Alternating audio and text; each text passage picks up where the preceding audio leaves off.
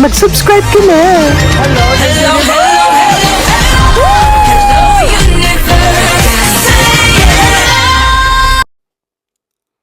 Hello mga buweks! Magandang gabi sa inyong lahat. Galaw-galaw para hindi mo pa imburnal.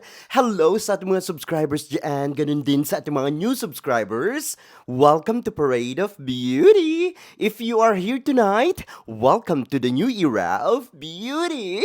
Beauty is in you. Oh, Jimwa. Kamusta naman kayo mga buweks? Namiss ko kayo. Grabe, ang tagal natin hindi nakita-kita. Masyado kasi akong busy ngayon. Actually, ngayong gabi pinag-iisipan ko kung magla-live ba ako kasi tomorrow na ang aking orientation sa aking bagong trabaho. So, ayun, baka maaga ako matulog ngayon, pero titignan natin, no?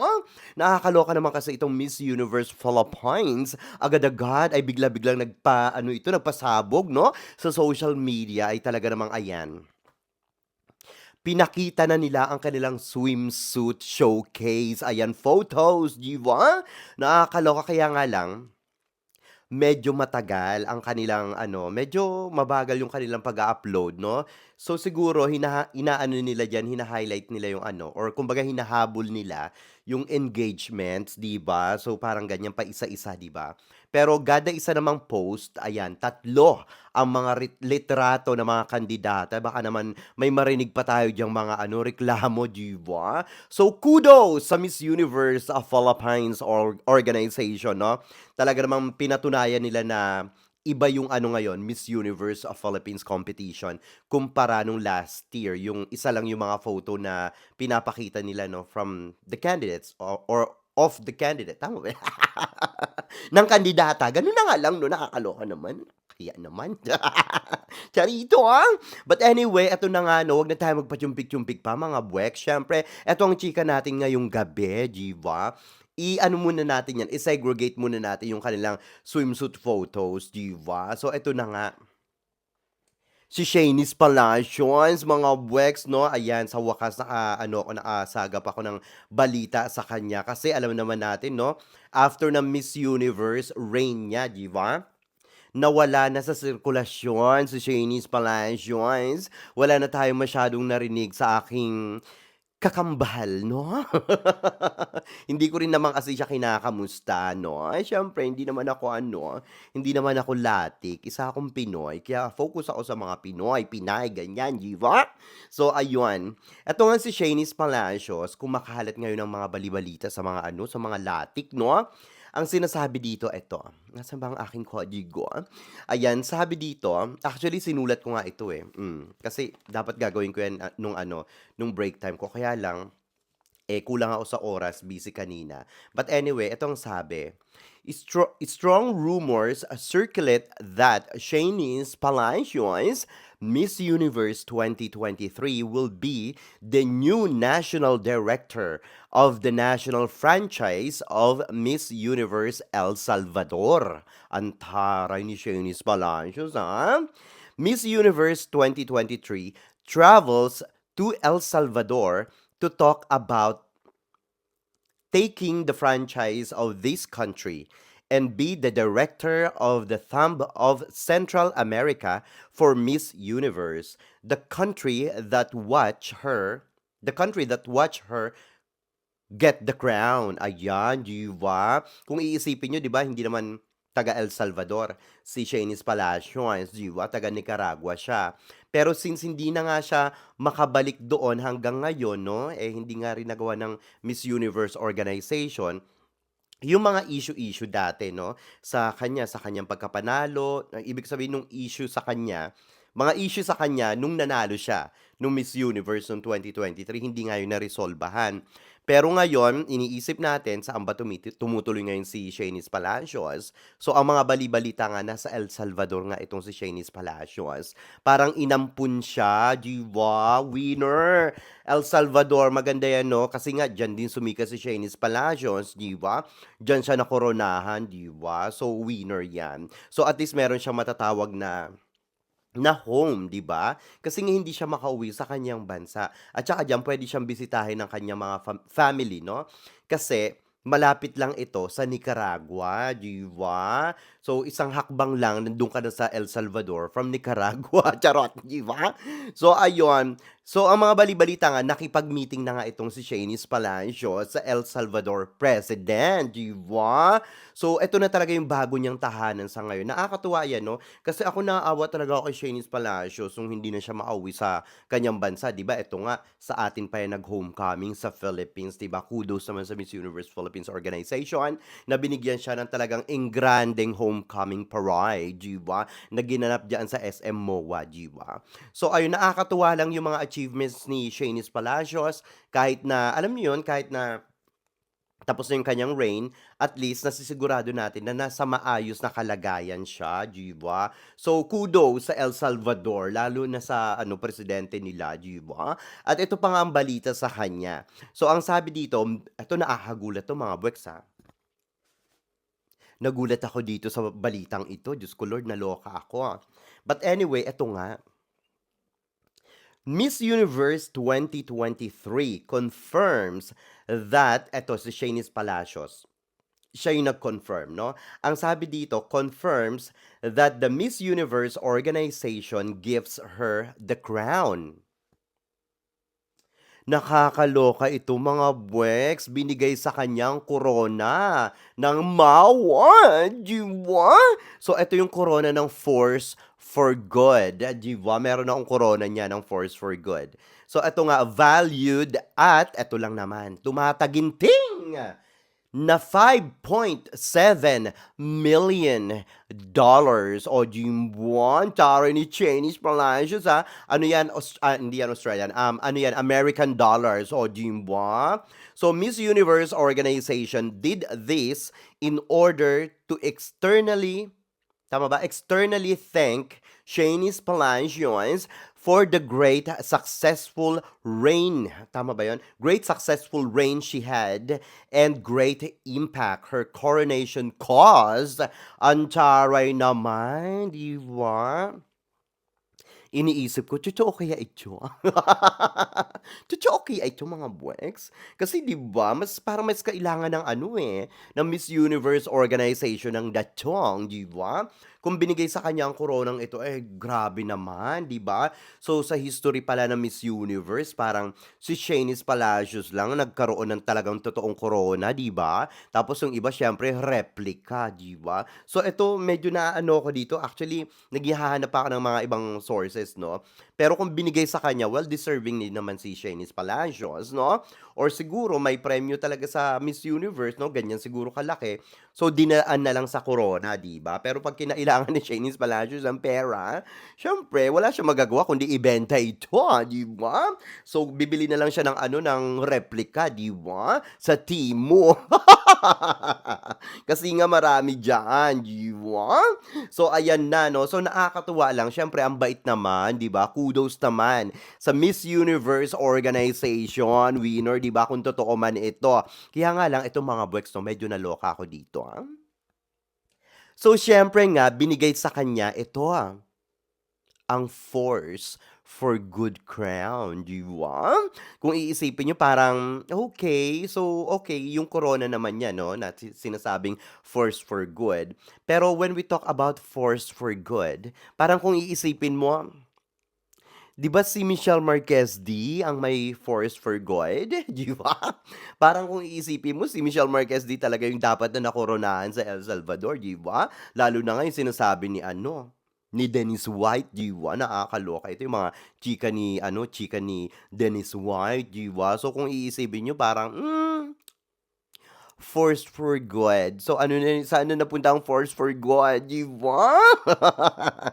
So ayun lang, but anyway, very deserving naman si Shanice Palacios. Actually, isa nga siya sa mga favorites ko na, na Miss Universe, kumbaga sa mga Miss Universes na nanalo 'no, parang siya yung napukaw ang aking Anong tawag dito, kalooban, 'di ba? Dahil talagang yung pinagdaanan ni Shanice Palacios talaga namang inilaban niya ang kanyang reign, 'di ba? Talagang naipagpuksaan ito sa kanyang bansa, talagang pinangatawanan niya ang pagiging isang Miss Universe at saka kung ano yung binugan niya 'no, sa kanyang mga alam niyo na 'no, social media, sa kanyang mga bugahan, sa final Q&A 'no, at diyan nga talagang napaimburnal si Shanice Palacios sa kanilang government, sa kanilang bansa, 'di ba? Pero nananatili ito at nanatili itong matatag during ng kanyang reign, 'di ba, as Miss Universe 2023. In fairness naman dito kay ano, kay Shenice Palacios, 'di ba, iniisip ko pa rin, totoo kaya ito, 'di ba? 5.7 million ang ibinigay ng Miss Universe organization dito sa pamamagitan ng corona nila, 'di ba? Parang nagtapon naman sila ng pera, 'di ba? Sana naman, ano, mag-share naman si Shanice Palacio, ay hindi ba, charot. So ayun nga 'no, force for good, parang naisip ko, parang pang ano 'to, pang MMD, 'di ba? Sana ano lang, Miss Universe crown, gano'n, charot, 'di ba? But anyway, ayan nga 'no, sa totoo lang si Shanice Palacios ang isa sa pinakasuwerte na nakoronahan ng Miss Universe organization. Kasi nga talagang ang dami nitong napuntahan, 'di ba? Ang dami niyang mga travels kung saan-saan 'no, parang 3 days, 2 nights dito, parang yung isa nga dun parang 1 day, 2 days, 1 night lang, ganyan-ganyan 'no. Kumbaga 'pag may mga coronations yung bawat country na sa Miss Universe 'no, kumbaga talagang pinupuntahan ni Shanice Palacios, ang dami niyang napuntahan 'no. Kaya nga lang siyempre ang ginagawa niya doon parang a-attend lang ng coronation night, ganyan-ganyan. Wala na tayo nakikita mga ano, mga kaganapan niya like yung sa advocacy 'no. So parang dito sa Miss Universe ngayon wala na talaga yung advocacy. Parang ano na lang yun, parang, ano na lang siya, eme-eme na lang 'no. So hindi na natin nakikita yung mga advocacy talaga, puro pagpapaganda na lang, which is fair enough. You know, Miss Universe organization talagang women empowerment siya. Kumbaga, kung hindi man napo-focus yung advocacy, actually mas focus sila doon sa mga beauty products, 'di ba? So, tama lang naman 'yun kasi nga 'di ba sabi nga ni Papa Nawat, ang Miss Universe is ano 'yan, for elegance, 'di ba, ganyan-ganyan. So, talagang kailangan makitaan yung kanilang title holder sa pagiging elegante, sa pagiging maganda. Kaya talagang Miss Universe kailangan talaga maganda ka, kaya nga talaga nila yung mga beauty products, which is fair enough, 'di ba? So, ayun. So, eto naman 'no, dahil nga sa daming napuntahan ni Shanice Palacios ng mga bansa, siya talaga yung tumatak na Miss Universe title holder na talagang ano siya, a jet setter o Jimboan, charay, parang si Parade of Beauty, charot. 'Di ba, nakakatuwa naman at saka to be honest, parang yung pinakita ng Miss Universe organization kay Shanice Palacios, talagang ano yan, priceless 'no, priceless kasi siyempre pinakita ng Miss Universe organization kung paano nila pinapahalagahan si Shanice Palacios during her reign, 'di ba? So, winner 'yan. Win-win situation 'yan kay Shanice Palacios. Ang swerte din ni ano 'no, ni Shanice Palacios as a title holder ng ano, ng 2023 Miss Universe. Kasi 'di ba, ang dami niyang exposures, ang dami niyang siyempre ang dami niyang kinita diyan, 'di ba? Ang laki ng contribution ng Miss Universe organization kay Shanice Palacios. Siyempre if you join Miss Universe and then dun pa lang, join ka pa lang kahit na hindi ka manalo, actually, you're like a winner na kasi nga you have the exposures, no? And then pag nanalo ka, ayan, talagang isang pitik, pak! It will change your life for a lifetime, di ba? So, iba pa rin talaga yung ano, Miss Universe. Miss Universe is Miss Universe, di ba? Sabi ni Papa na, what? Di ba? Anyway, mga buweks, ito pa nga 'no, speaking of Papa na what? Ay naku mga buweks, ito ha. So siyempre nagpasabog na naman sa social media kahapon si Papa na what? Ito naman si Papa na what, hindi na natigil sa mga pasabog, nakakaloka. Ayoko 'pag nagkakaganyan siya, I love Papa na what, pero ayoko yung nagagaganyan siya sa social media kasi talagang inaano siya, pinupukol siya ng mga ano 'no, ng mga bashing. So, I feel so bad for Papa Nawat and sad at the same time kasi I love Papa Nawat and alam niyo 'yan 'no. So, parang hindi katulad dati, charing. So, ngayon parang siyempre everytime na may mga ganyan kay Papa Nawat, siyempre I feel, I feel sad, 'di ba? Kasi siyempre parang tatay ko na siya din 'no, kahit papaano kasi siyempre nandiyan tayo sa organization, 'di ba? So, parang ang sinabi niya doon sa social media niya, actually sa story niya ito, parang My Day niya, minay day niya sa kanyang ano, sa kanyang Instagram. Kasi 'pag nagma-My Day ka diyan, talagang mas maraming nakakakita. Actually, majority or let's say 99% ng ano, 99% ng iyong mga followers, nakikita nila 'yan. So, ang sabi niya, "I always support the emergence of" wait lang, nalaglag, ayan. "I always support the emergence of beauty pageants, but I make an exception for a new entity that uses Miss Universe winners to launch and participate in almost every activity, including serving as judges, and uses the Miss Universe name in announcements on stage." Ay, which is not their own. "It looks ridiculous," sabi niyang gano'n.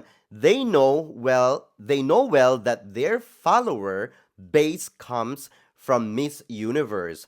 That's why I use that's why I use the term copy." So, pinaliwanag niya kung bakit niya sinabi yung copy, 'di ba? Kumbaga meron niyang ano si Papa Nawat, yung sa kanilang press presentation, 'di ba? Yung sinabi niya, "Do not copy Miss Universe." Well, to be honest, at sa totoo lang, well, may katotohanan naman yung sinabi ni Papa Nawat. Actually, that's true, 'di ba? Kasi nga siyempre kung yung pinapatamaan talaga ni Papa Nawat is yung Miss Cosmo, obvious naman, alam naman ng lahat 'no, lahat naman ng ibig sabihin ng pageant fans, alam naman nating lahat kung ano yung kinakopy ng Miss Cosmo 'no. So, para sa akin, personally, yung sinabi ni Papa Nawat, they are just true 'no, totoo, kumbaga nag-real talk lang siya. So, talaga namang kitang-kita natin na talagang copycat talaga yung Miss Cosmo na Miss Universe 'no. Pero ayun nga lang, kahit nga yung mga judges, yung mga 'di ba sila Paula Sugar or sila Harnas nandiyan 'di ba? Sila ano or si Miss International, si Kylie Versosa nandiyan din 'di ba? Pero hindi naman siya yung kasama dun sa issue-issue ni ano na binabanggit ni Papa Nawat. But anyway, Papa Nawat was just being, realistic 'no, he's just a real talk 'no, yung mga sinasabi niya. Totoo naman kasi, 'di ba? Parang alam niyo naman kung saan inspired si Bawang, 'di ba, sa pagtayo niya sa ano niya, pagpo-produce niya nitong Miss Cosmo. Kaya nga lang siyempre, kung ako yung tatanungin niyo, sana hindi na lang sinabi ni Papa Nawat sa ano mo yun, sa live, broadcast or sa social media. Kasi talagang iba siya pero to be honest, kay Papa Nawat balewala ito, kasi ganyan siya katapang. So, lahat ng mga sinasabi ni Papa Nawat talagang pinapangatawanan niya, wala siyang takot. Kaya naman talagang alam mo yung idol ko talaga dun si Papa Nawat 'no, kung ano yung nasa isip niya, sinasabi niya, "Kiber!" 'di ba? Parang ako, kung anong nasa isip ko talagang binubuga ko sa social media, 'di ba? So, ayun lang. Well, ganun lang talaga, wala naman siyang binanggit na pangalan, 'di ba, ng organization, 'di ba? Pero obvious naman kung ano 'yon, kung anong organization 'yon. But anyway, wala naman siyang binanggit, 'no? So, parang ang dating lang diyan, bato-bato sa langit, ang tamaan ay 'wag magalit. Tulad nung pinost ko kanina, 'no, na itong si candidate nagpapapansin na naman, ganyan, ganyan, ganyan, ganyan. Tapos ayan, alam mo 'yun, nagla-like sa mga post ko, ganyan, ganyan. And then sa mga ibang post din and then nag-aano siya, anong tawag dito, basta nagpapapansin, mga ganyan, ganyan, 'no. So, tinatanong niyo ako, ganyan, ganyan. So, siyempre hindi ko sinasagot kung sino yun, siyempre alam niyo naman marami nagfi-fishing diyan 'no, basta ako na yun 'no, basta sa akin na yun, 'di ba? So, ano na lang yan, bato-bato na lang yan sa langit kung ang tamaan, kung sinong tamaan at magalit, well, ganun talaga 'no. Pero siyempre bago kayo bumuga sa social media, patunayan niyo na kayo yung sinasabihan ko, baka naman kasi mamaya hindi kayo, 'di ba? Baka naman feeling entitled lang kayo, 'di ba? Gano'n lang 'yon, 'di ba? 'Pag may mga ganyan-ganyang ano, pinost sa social media, 'pag hindi naman pinangalanan, 'wag guilty, 'di ba? Baka mamaya, alam niyo na 'no, baka mamaya, hindi naman pala kayo do'n, hindi naman pala kayo yung pinapatamaan, mapaimburnal pa kayo, 'di ba? Imbes na ako'y mapaimburnal, kayo pa nag-bounce back sa inyo, 'di ba? Gano'n lang 'yon, 'di ba? But anyway, eto naman 'no, sa Miss Universe Philippines ngayong taon, at ang Puteri Indonesia 2025 ay talaga naman tinapatan itong Miss Universe Philippines competition sa May 2, 2025, 'di ba? Anong masasabi niyo dito? Ito daw mga bali-balita 'no. Sabi daw ng mga Indo, mga buweks. Talaga daw sinadya ito ng Puteri Indonesia na itapat daw sa Miss Universe Philippines 2025. Bakit? Kasi nga daw, syempre, nakikita daw nila na ang Miss Universe of Philippines 2025 ngayon ay sobrang hina. At ito daw, Puteri Indonesia ay sobrang lakas daw ngayong taon. Eh baka naman malakas lang sa kanilang country, di ba? Hindi lang nila alam kung gaano pa rin kalakas ang Miss Universe Philippines kahit na tahimik ito. Kaya nga ito, no, talagang inano nila, sinabay daw nila, sinadya daw nilang isabay. Sabi ng mga pageant fans, sa mga Hindu, anong tawag dito? Pageant fans sa Hindu, ayan, sinasabi nila. Kaya nila sinabay daw, kaya daw sinasabay yan ng, ng Puteri Indonesia. Kasi daw, ipapa-imbornal daw at kayang-kaya daw, ipa-imbornal ng Puteri Indonesia itong Miss Universe Philippines ngayong taon. Dahil daw kung titignan daw natin ang kanilang mga kandidata, ay talaga daw mas magaganda, matatalino, mga sexy at high caliber daw mga ito kumpara sa Miss Universe Philippines candidates ngayong taon. Ayan, di ba? At saka daw mas maingay sila ngayon sa social media. Ano daw ito, umaabot daw ito sa mga iba't ibang bansa, lalo daw sa mga Latin countries, ganyan. Ang Miss Universe Philippines daw, hanggang Philippines lang at tahimik nga daw ito. At kayang-kaya nga daw nilang lamunin on air ang Miss Universe Philippines competition at mapatutunayan daw yan sa May 2, 2025. Diyan daw magkakaalaman na talaga daw lalamunin ng buong buo ng Puteri Indonesia ang Miss Universe Philippines 2025 competition, di ba? At ang mga Indo na ito, sa totoo lang, no, talagang napaka mga dilulo nitong mga ito, no? So parang naiisip ko dito, parang sila-sila na lang yung nagsiself-proclaimed na sila daw talaga ang talagang powerhouse country na sa mundo ng pageantry, no? Talaga daw nalalamon ang Philippines kumpara sa kumbaga nung last year sa Supranational at saka sa Miss Cosmo, talaga daw lamon na lamon ang Philippines. Kaya daw talagang sa dami nilang corona ngayon sa Puteri Indonesia internationally, ang Miss Universe Philippines daw, ayun, napaimburnal nga daw si Atisa Manalo at ang iba nating mga queens, di ba? Tapos sinasabi daw na si Chelsea Manalo, yung pagkapanalo daw nito ng Miss Universe Asia, parang pasang-awa, pasubali lang, no? Parang ano sinasabi nila, parang ano lang ito, pampalubag loob, di ba? Ito talaga mga Indo na ito, sabi pa daw, kung tutuusin daw, hindi na daw talaga, wala na daw talagang tatak na powerhouse ang ating bansa, no? Hindi na daw tayo nagpapadala ng mga dekalibre kasi nga daw, naubusan na tayo. Yung mga pinapadala na lang daw natin sa international pageants ay mga lata, karaniwan pa daw ay mga recycled queens, di ba? Grabe itong mga Indo na ito. Nakakaloka, feeling talaga nila sila na ang winner, no? Anyway, mga Wex, ayan nga ang mga kaganapan ngayon sa mundo ng pageantry. So parang ang nangyayari is, kay Papa Nawat, between Papa Nawat and kay Bawang, ay mukhang magkakaubusan ng yaman, di ba? Pati na dito sa Miss Universe Philippines versus Puteri Indonesia, di ba? Ay! Nakakaloka talaga ito mga Wex. Parang ang mangyayari kailangan talaga maglabas ng mga datong para maipakita ang dekalibreng production sa bawat pageants na ito. Di ba? Kailangan nila maglabas ng datong. Hindi kailangan maging putyo-putyo ang production, di ba? Kasi pag naging putyo-putyo, pwedeng lamunin ng Puteri Indonesia ang Miss Universe Philippines. But I doubt, di ba? And kay Papa Nawat naman, for sure naman na kayang-kaya ni Papa Nawat na makipagpuksaan sa Miss Cosmo, no? So, titignan natin yan syempre sa December pa ang Miss Cosmo. So, ang Miss Universe at saka Miss Grand International October, November. Panigurado yan si Bawang, nakamatsyag dyan. Syempre, kung ano yung wala na makikita natin sa Miss Grand International at saka sa Miss Universe, yun ang pasasabugin ni Bawang. Diba? So, kaabang-abang talaga mga eksena, mga drama, mga kahindik-hindik na mga kontrobersya dito sa mundo ng pageantry. Diba? Anyway, mga buweks, ano masasabi nyo dito sa ating mga chika ngayong gabuwek? Mag-ingay kayo sa ating comment section para makita ko rin ang inyong mga opinion. Hanggang sa susunod natin mga chika-chikahan. Bye for now, mga blacks, and I love you all. Bye! See ya! Love you!